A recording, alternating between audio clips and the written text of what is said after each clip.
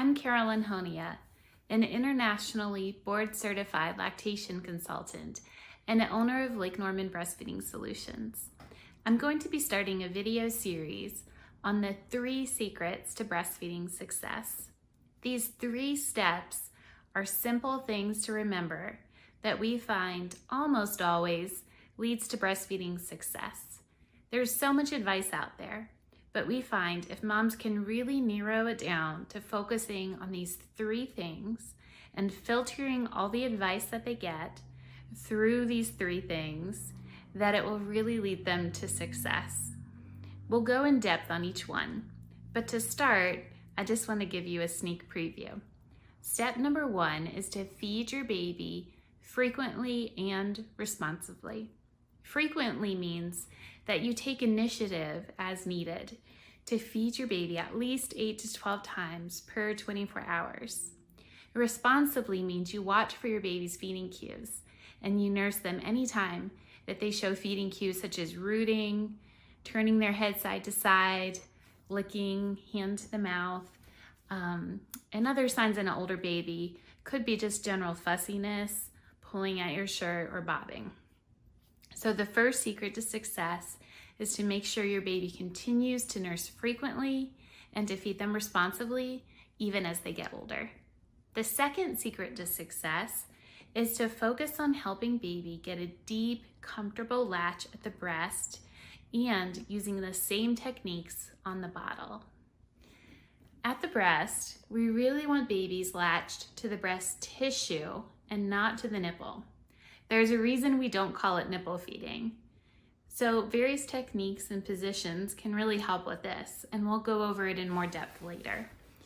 But the main idea is we use positions and techniques that encourage baby to come onto the breast with a wide open mouth and to take a lot of breast into their mouth. And the way you hold your baby can make a big difference in this. When you introduce a bottle, you also want to use a bottle nipple that has a shape that allows your baby to wrap their whole mouth around it, just like they do at the breast. The third secret to success is to prioritize nurturing your baby and to keep your baby close by you when you're able to. Studies have found that the more time that moms spend skin to skin with their newborns while they're recovering postpartum, the better their milk supply and the more bonded that they are with their babies.